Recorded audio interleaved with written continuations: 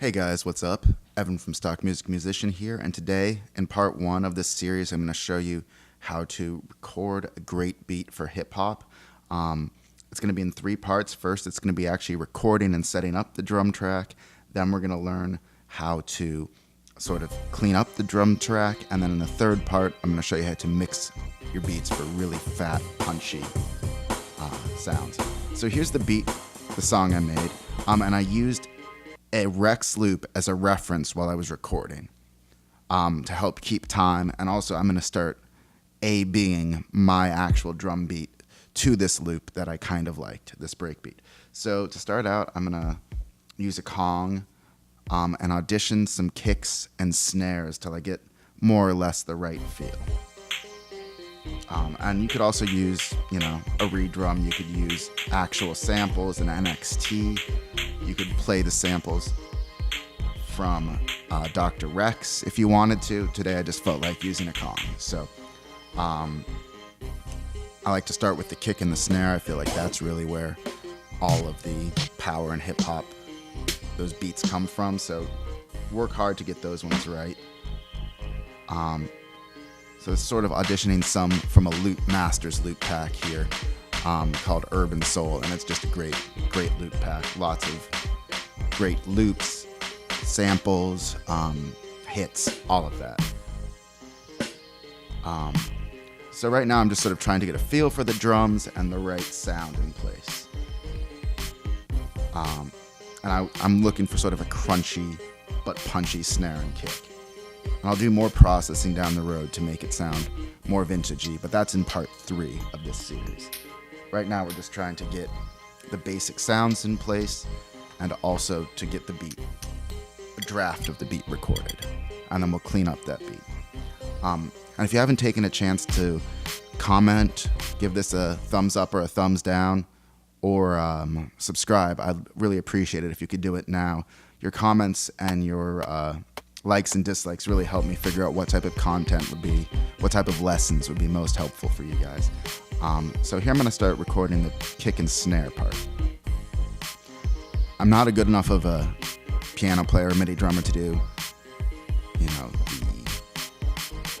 brass hardware, the cymbals, and drums, and kick and snare all at once. So I try and do kick and snare in one take, which I'll clean up with automation, clean up by editing the MIDI data later, but I just try and get the main feel down.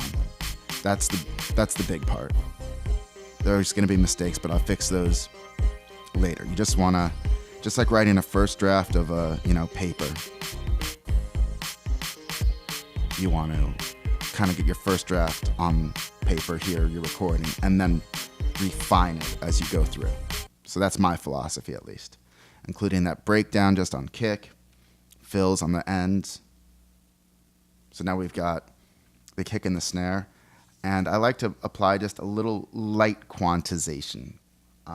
Just quantize it a little bit, 10%. You can bring up that screen by hitting F8 on a PC at least.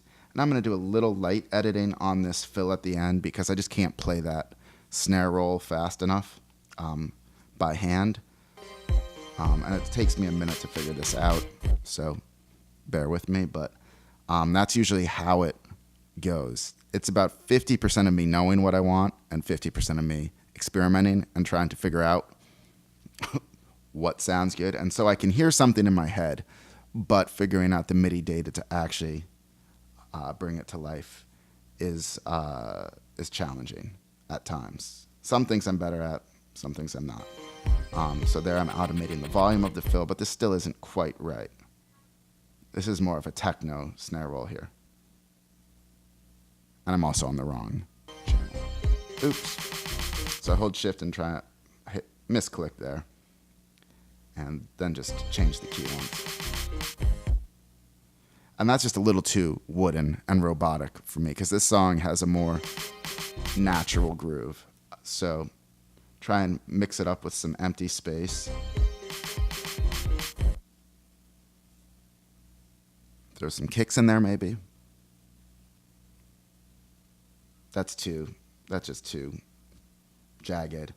And also it shifts the downbeat, which is not really what you want to do. So try to shift your kicks forward a bit. And again, this is just an iterative process you've got to experiment with.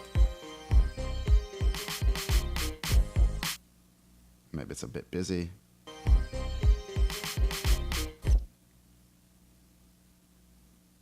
And that's basically it. You just gotta make the downbeat.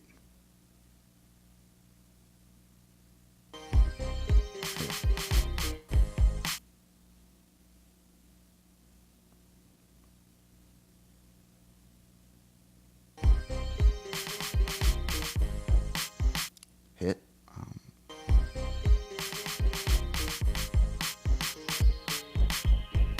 And that's more or less it there. You're trying to create energy and attention with the fill, but also make sure that you land on a place where it's bigger than when it came in.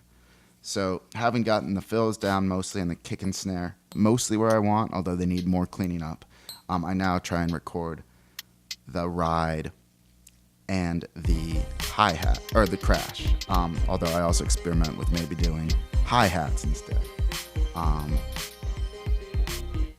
So I'm just sort of messing around with some sounds here to see what works good. So now I start exploring some more samples for rides and crashes.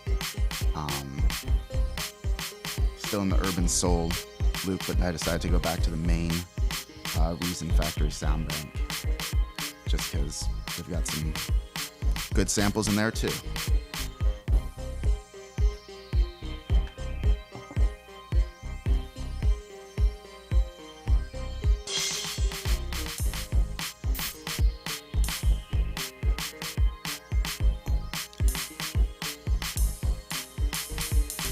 So what I like about this one is you can really hear the attack of like the stick on the cymbal.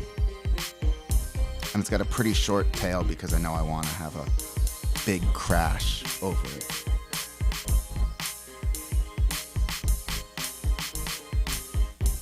So I'm sort of experimenting with where I want the ride to come out, how busy or how empty, and how much sort of variation I want, if it's just going to be straight or what. So to help with that, I compare it to this reference loop that I was using. And so now I can kind of work somewhat towards that, which has a pretty busy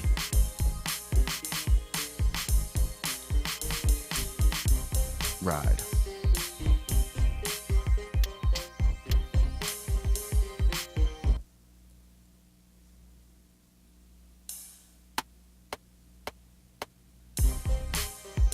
So I feel like I've got a pretty good sense of it. I'm going to now record a take.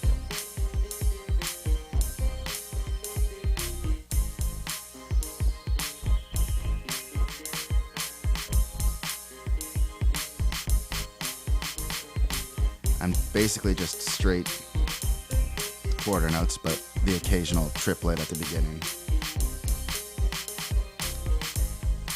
to give a little more swing, a little more interest to it. And I could program this all in, but especially on these more natural type beats that are more emulating a loop, I feel it helps to play it, just because the imperfections to a certain degree are going to make it seem more natural, and also the volume variation between each hit is important. Whereas if I were using a redrum, you'd get a very different, much more mechanical sound, which is great for certain types of hip hop. But not for what I'm trying to go for here. And now I sort of want to offset that with a crash. And a big, bright, boomy sound is what I'm looking for. Wow, she blows.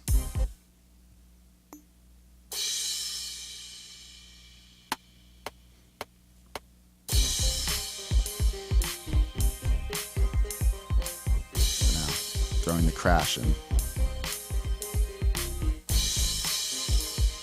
And it just adds a lot more life to it.